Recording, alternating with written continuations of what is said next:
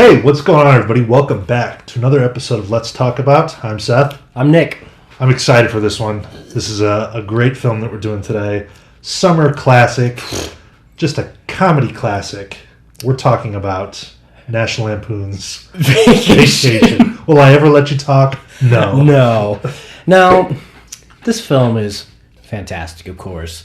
But the situation currently, it's a very different watch. Because usually you'd be excited, it's vacation, it's summer. It's a little different this year. Can I make an announcement before we dive into this? You're a woman. Not yet.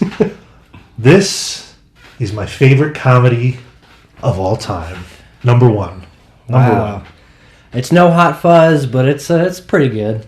You're right about that. It's okay. We need to put out a poll. What's the better comedy, Hot Fuzz or National Lampoon's Vacation? Put out that poll. Anyways, though, I watched this growing up as a kid. My dad loves this movie. Always watch it. It's something about it. It's one of those movies. Anytime I could watch it, it's especially great, though, when summer hits. It's so... Like with Jaws, if I'm watching Jaws for a summer movie, I'm always watching Vacation too. Those are essential. Well, you say there's something about it. Yeah, that something is Chevy Chase. Man. The movie is not the movie without Chevy Chase. That's true. I could not imagine anyone else in the role of Clark Griswold. Claude Griswold. And you know what's funny about the series is I think most people would say like Christmas Vacation is the best. You know, I think most people know that. Yeah. When they think Clark Griswold, you're thinking of the Christmas antics and all that stuff. Love that movie. Love it.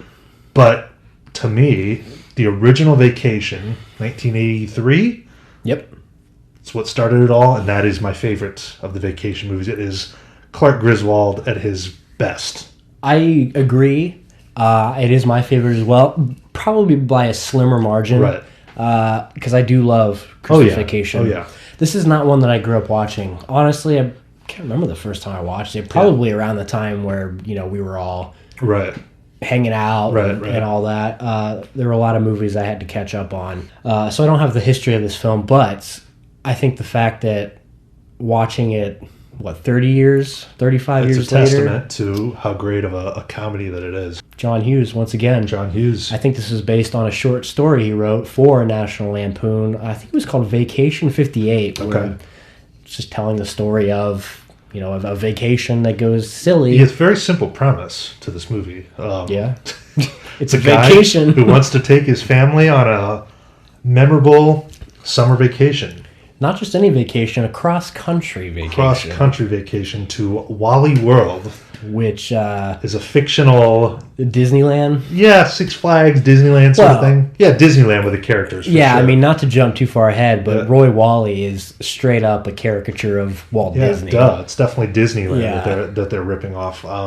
That's the goal. This movie takes place in, I think it's in the Chicago area where of course most of the John Hughes stuff is. And it, as we said, written by John Hughes, directed by the late Harold Ramis. Yes, just fantastic. But that's the premise. It's Clark Griswold, portrayed by Chevy Chase, along with his wife, Ellen, Beverly D'Angelo. Who probably never looked better. She's so hot in this movie. Yeah. Man, but whatever. And the two kids, Anthony Michael Hall as Rusty Griswold and Dana Barron as Audrey, the two kids. So I've only seen two, Christmas Vacation and Vacation.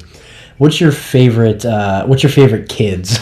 My favorite kids are this set from the original. I think I agree. Yeah. Anthony Michael Hall in the Rusty role is fantastic. And they were actually, the plan was to bring them back for the next movie, but I think he was busy with The Breakfast Club. He had committed to that. Don't blame him. Yeah, which was a great move for him. And that's become the running joke with the series. There's new kids every time. Even in Vegas Vacation, the last one, Clark says, like, wow, I hardly recognize you anymore, or something like that. Other kids, though, have been memorable. Rusty in European Vacation, portrayed by Jason Lively, he's a good Rusty. And Johnny Galecki in Christmas Vacation is good, too. And Ethan Embry. I mean, they're all pretty solid. But the original set, the best. Yeah. I think Dana Barron is... obviously the best one. Yeah. Juliette Lewis is fine.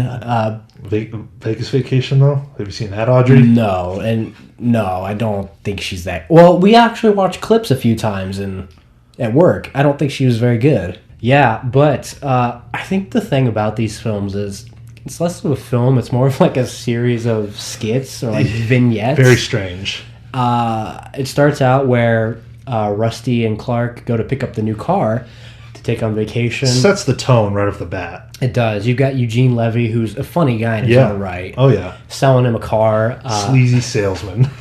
He takes the car away before he gets his new car. It's not the car he wants. It's the Truckster, which was made specifically for this movie. A car that didn't exist before. No, I ordered the Antarctic Blue Speedwagon. You didn't order the Metallic P? Metallic P? I'm not your ordinary everyday fool. Which is obviously funny. Yeah, but literally right off the bat, they can't even get the right car. And then, there's like this scene where their old car gets crushed, and then Clark's like, I just want my old car back. And him and Rusty go and get into it, and it's just like flat like a pancake, and they go to grab the door. I mean, it's right off the bat, you realize everything that could possibly go wrong is going to go wrong. Yeah, and this, like you said, sets the tone. Almost surreal comedy. I don't know. It's weird. I don't know the way to explain it because the car's crushed, and he still tries to get into it. It's very strange. He's a very odd guy. But yeah, we move on to the house. We're introduced to Dana and Beverly. Yeah. And there's a scene where he's going to scout the trip on the TV. Yeah. And Russ is chasing him with his Pac-Man. I'm very unfamiliar with those games. I never understood how that worked because it doesn't. The game is like overlapping the trip thing that he's doing. Russ, don't eat the car. Look out, Dad, here I come. So good. And you might be wondering, I mean, like, why don't they just fly? And that's addressed in the movie. Ellen says, why don't we just fly? The kids say, why aren't we just flying?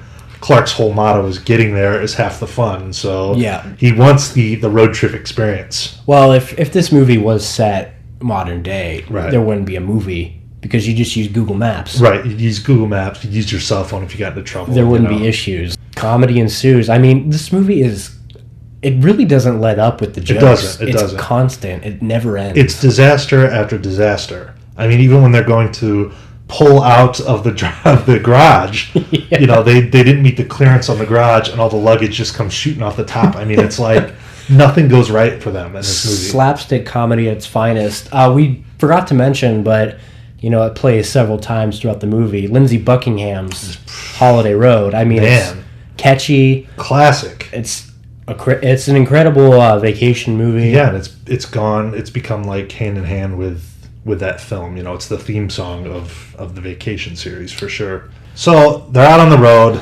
The trip started, and all sorts of issues, as we said. Some memorable moments though in the car. Oh, they're singing back and forth. They sing the Wally World Marty Moose theme song. That song is so bad. I think that's part of the joke. Who's a moosey moose sweeto? I mean, it's like so goofy. so goofy, and they're singing back and forth, and the kids are just annoyed, and I mean, like typical stuff you would expect on a road trip like that, I guess. They drive through St. Louis. They see Clark takes a wrong exit, ends up in East St. Louis. Well, before that happens, where they're driving through past the arch. Oh yeah, he's describing it.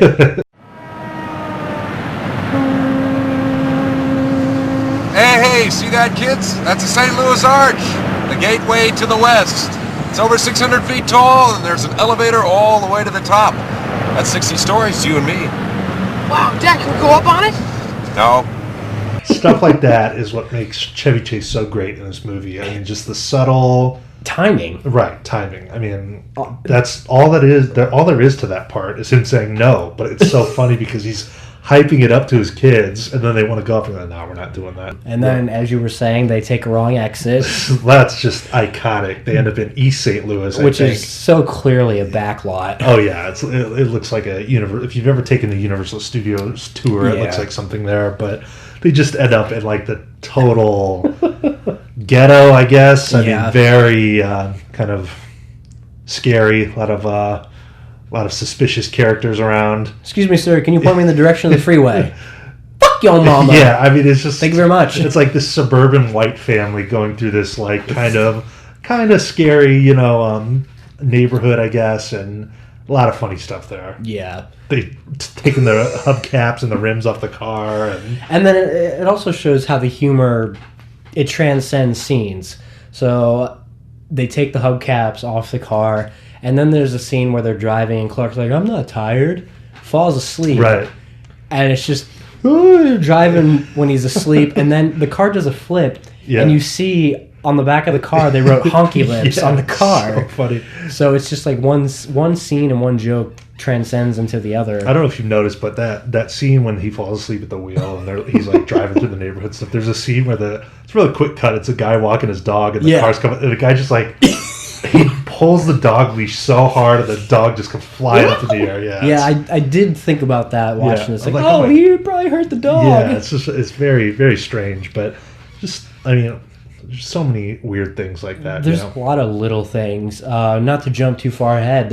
I guess we can jump to... We have to talk about a big part of the movie is when they go visit Cousin Eddie. Right. Who's really become a iconic character in his own right. I mean, Randy Quaid in that role is fantastic. They're making a detour to stop and see some family members and the cousins and stuff. And I mean, this is like some farmhouse, hillbilly, middle of nowhere. Yeah. I think they're in Kansas, and you got Cousin Eddie and the kids, and it's just ridiculous. It's weird to think that Randy Quaid kind of became that character. He's kind of a strange guy. He's a strange guy. But yeah, once again, tons and tons of funny stuff that happens. They're just so stereotypical, like rednecks, Tons of great quotes once again. Yeah. I'm going steady. I'm going steady, and I French kiss. So everybody does that. Yeah, but Daddy says I'm the best at it. And the look that Audrey gives her after she says that is so good. And then Rusty's asking the son, you have any video games? What do you do around here, Dale? And he goes, well, I got a stack of nudie books this high. I mean, it's just, very strange. This guy taught me something really neat last summer.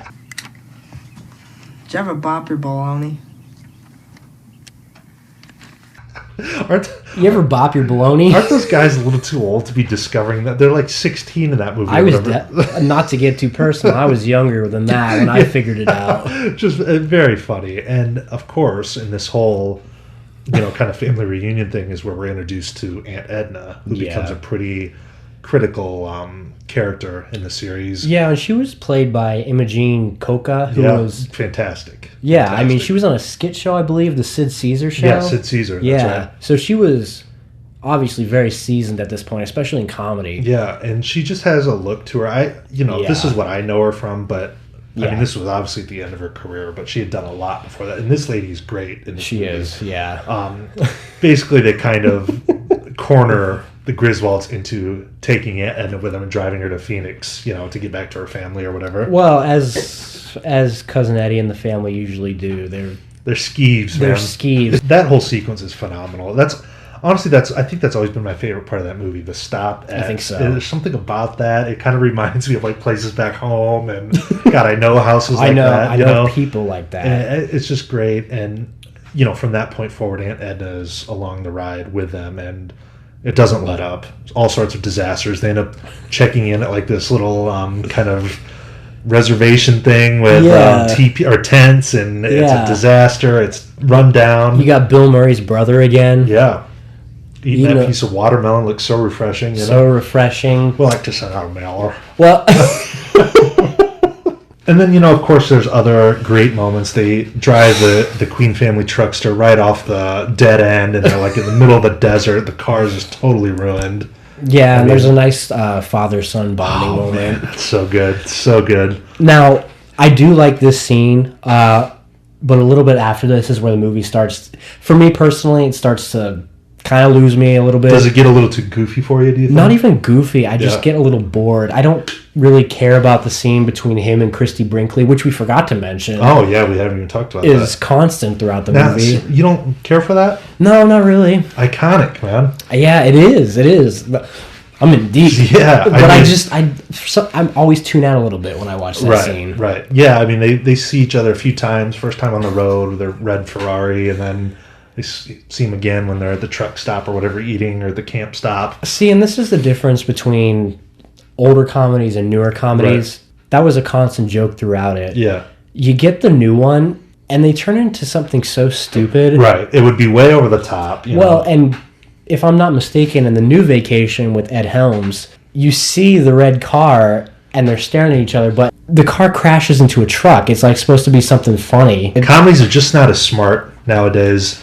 It's all really over the top, or it's like overly sexual. And I like dirty humor. Yeah. Don't get me wrong. A lot of that stuff is funny, but you can tell the difference between... Well... I don't know. It's hard to describe. Yeah. I mean, the siblings in this movie... They care about each other. They like each other. Right. And that new one, the younger one is so nasty to the older one. It's just not even funny. No, I don't even. That movie was horrible. I did not care for it. I haven't watched it, but then again, I haven't watched the other two. At this point, okay, I think this is when we get to the dog. Yeah, that's a big scene in the movie for sure. And this is kind of a dark movie at times because. Now, see, it's funny because you said you tuned out kind of some of those other parts. The part with the dog has always probably been my least favorite part of the film. Well, it's like that whole part is where it kind of loses me. Yeah, like... There's like a good amount. If there was one part in the movie where I would tune out, it would be the whole thing with the cop pulling him over for the dog, just because I'm like, whatever. Yeah. But it's fine. I do enjoy it. He straps the dog to the bumper and forgets about him. He gets pulled over by a cop. Yeah. Finds out... Drag the dog the whole way. The dog is dead. There, you gotta think. Yeah, it's assumed and very dark. It's dark though because the dog was an asshole, so you don't really feel bad. Yeah, because the dog was horrible, But the cop is obviously very distraught about it. Right.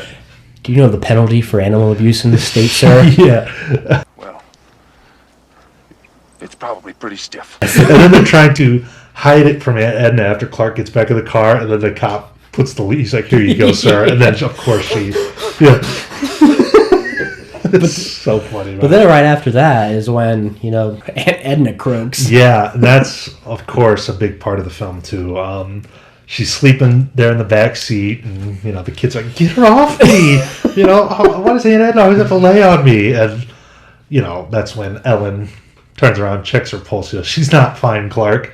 She's dead. And then they kind of swerve off the road, and there's another really funny part is right at that moment, Clark gets out of the car real quick, and you can hear him. He's like,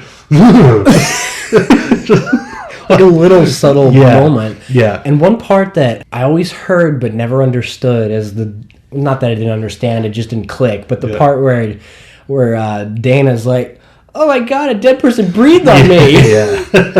I would say though that the darkest part of the film for me is Clark is so consumed with not getting caught up in a funeral and ruining their trip. So they strap Aunt Edna's corpse to the top of the Queen family truckster, and they're going to take her to Phoenix and drop her off in front of her son's house. They're going to drop her dead body off, or take the dead body to the son's house. Then, of course, they get into Phoenix. It's funny because it's raining in that scene. Yeah. And it rarely rains here, ever. Yeah. And, her corpse is up there. It gets soaked. Then they find a note on the son's door that he's in Flagstaff for the weekend. So they leave her body, like, in the backyard in the chair. And it's just it's ridiculous. It is. But I think that's part of it. It's dark, but it's not dark to where it isn't funny. I always thought that even as a kid. Could you imagine that guy coming home and his dead mom is... I just wonder what happens after the movie. Yeah, it's very, very, very interesting, and that leads into the epic Clark meltdown that has also become kind of a staple of the series. I mean, I think you're all fucked in the head. Yeah, the family is ready to call it quits at that point. They've had enough, and Clark is just like, he goes off the wall, and it is a legendary rant. It makes me laugh to this day. I can watch that anytime. It is so damn funny to me. He's just so just chewing them out. I think you're all fucked in the head. We're 10 hours from the fucking fun park and you want to bail out. Rusty's like, "Hey, Dad, you need an aspirin or something?" Don't touch! Don't touch! I mean, just so don't touch! Yeah, I mean, and then they're all freaked out by him. Ellen gets in a bad mood. She's like, "What are you doing?" And they go to the hotel, and Clark is just like, they get into a fight. You have a way of seeing the bad parts of things, and, that's when he kind of goes off on his own and ends up meeting up with Christy Brinkley down at the hotel. Film debut. Yeah. Her and Jane Krakowski. Mm-hmm. Yeah, they meet up finally after the whole film. You figure something's got to happen between them. Right. She wants to have some fun. Yeah. Does he want to, or is he just like... he wants to. I think like most guys, you know, have been married that long. Of course, But he doesn't want to say no. Right. I mean, it's like he knows he's married, but Clark is always funny when he gets kind of caught up in those lies, and he's like fumbling around with his wedding ring. He's like, "Oh, this is my brother's ring. You know, it's my brother's family." And I mean, he really gets himself deep. And of course, they end up in the part pool. of the CIA. Yeah, used to be. They end up in the pool, which is the iconic scene where they strip nude and jump in, and they make a ton of noise. You know? I did read that they wanted her to strip naked. She didn't want to, so they kind of both conceded at underwear. Okay. But yeah, iconic scene. That, like I said, this is a part that I don't really care for. I think it kind of slows the pace of everything. See, now this is great. I'm shocked. Yeah, don't love it. Idiot. But anyway, shit about comedy. When he jumps into the pool, screams because it's so cold. Yeah. And Ellen finds him. What always kind of weirded me out though is like she's upset about that for like a minute. Yeah. Like most wives, if you cut your husband in a pool with a super hot blonde naked supermodel, like that's like grounds for divorce, you know? Yeah. And maybe that's why I don't like it, because it's very uncircumstantial. Yeah. Nothing happens from it. Yeah. I think it's just kind of a unneeded pit stop. I get why, because that was the joke through the whole movie, is that, you know, they see each other and eventually going to meet up. But don't love it myself. Yeah, I've always enjoyed that part. They finally make it to Wally World. Yeah. They finally make it to Wally World after everything that's gone wrong with this trip. And one of my favorite scenes in the movie is they pull up at Wally World, and then Clark says to Russ, "Come on, I'll race you." It cuts into that Chariots of Fire montage. I've never even seen Chariots of Fire. It's very good. I know the song, but I always think of this movie when they're running to the entrance. There's a couple of homages. There's a Psycho one when they're in the hotel, and then there's a Chariots of Fire, and they're running, and Clark's wearing those super short, like 80s basketball shorts, you know? And then lo and behold, every person's worst nightmare is closed. So genius. You know, like you said, nowadays it wouldn't work. You would get the notification that the park was closed, but at that point, you wouldn't really know, I guess, unless you called, and who would think to call? Yeah. But it's also funny because a major theme park like that would never shut down in the summer for 2 weeks. Yeah. But, of course, there's a big sign, and Clark, again, goes into a fucking fit of rage, and one of the best scenes of the film, punches the moose right in the nose, just flattens his entire nose. Speaking of that, the voice of the moose is actually Harold Ramis, I read. That's interesting. So, I never knew that. Yeah, director cameo. I never knew that. So they go to the back to try to bust in. You get John Candy, and... Well, we should say that Clark was not having this being closed. Goes up to the sporting goods store, gets a gun, and then they come back. And then you meet John Candy, who's the security guard there.